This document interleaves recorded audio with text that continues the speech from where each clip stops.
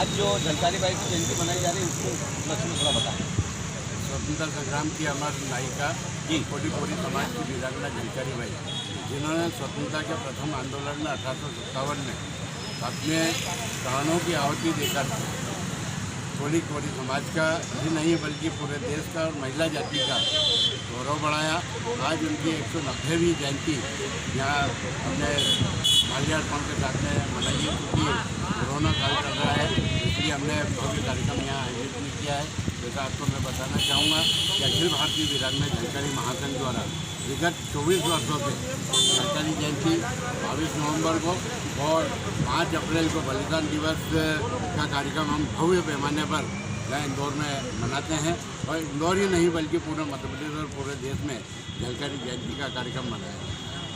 आपका पूरा नाम बताएं। मैं प्रकाश महावर कोली, राष्ट्रीय अध्यक्ष अखिल भारतीय वीरांगना झलकारी महासंघ। वीरांगना झलकारी बाई अमर रहे, अमर रहे। जब तक सूरज चांद रहेगा झलकारी तेरा नाम रहेगा। जब तक सूरज चांद रहेगा झलकारी तेरा नाम रहेगा। जब तक सूरज चांद। झलकारी बाई की जयंती बड़े धूमधाम के साथ में मनाई जा रही है। आज कोरोना काल के देखते हुए काफ़ी विषम परिस्थिति है कि जो उत्साहवर्धन जो हर साल मनाया जाता है वो इस बार उत्साहवर्धन नहीं है।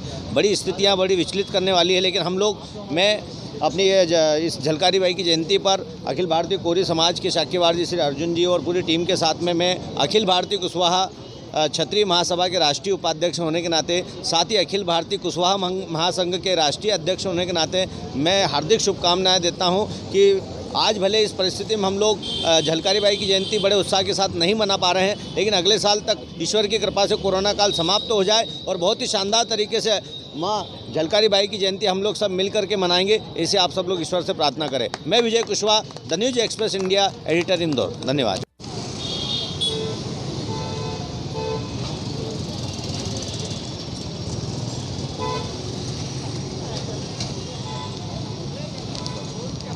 सर, आज जो झलकारी बाई की जयंती मनाई जा रही है, किस प्रकार से मनाई जाती है और कितने हर्षोल्लास के साथ मनाया जाता है, जैसा थोड़ा बताइए इसकी जानकारी के साथ। प्रतिवर्ष वीरांगना झलकारी देवी की जयंती हम कोली समाज जिला इंदौर के स्वजाति बंधु बड़े ही हर्षोल्लास के साथ इस जयंती को मनाते थे। रैलियां निकाल करके महिलाओं और झांकियों के साथ रैली निकाल करके इस जयंती को मनाते थे। पर चूंकि कोरोना काल होने के कारण से इस वर्ष हमने ये जयंती को बहुत ही सीमित मात्रा में लोगों को एकत्रित कर शासन की गाइडलाइन का ध्यान रखते हुए ये कार्यक्रम किया है। और हमने जो पेपर में एडवर्टाइजमेंट दिया था उसमें भी सभी स्वजाति बंधुओं से निवेदन किया था कि महिलाएं इस कार्यक्रम में उपस्थित ना हों और कम से कम पुरुष लोग इस कार्यक्रम में आए, क्योंकि कोरोना काल काफ़ी भयंकर रूप से इंदौर में फैल चुका है। इसलिए हमें सीमित मात्रा में और शासन की गाइडलाइन के निर्देशानुसार ही इस कार्यक्रम को मनाना है। इसलिए हम बहुत ही कम संख्या में यहाँ लोग उपस्थित हुए हैं। सर, कम शब्दों में थोड़ा बताइए कि झलकारी बाई कौन थे और उनकी जयंती क्यों मनाई जाती है। झलकारी बाई जो हमारे झांसी के पास एक बहुजला ग्राम है, वहाँ की निवासी थी और वे काफ़ी ही हिम्मत और साहसी महिला थी। अभी जैसे हमारे बसनैया साहब ने बताया कि एक बार वो जंगल में लकड़ियाँ काटने गई और लकड़ी काटते समय जब वो लकड़ी का गठरा सर पे लेकर के और जब लौटने के गांव घर पे लौट रही थी तो रास्ते में उनका चीता एकदम सामने आ गया। पर वो महिला काफ़ी हिम्मत और साहस वाली थी कि उन्होंने उस चीते की परवाह ना करते हुए अपनी गठरी पे जो दांतला था कुल्हाड़ी थी उसको निकाल करके उस चीते का सामना किया।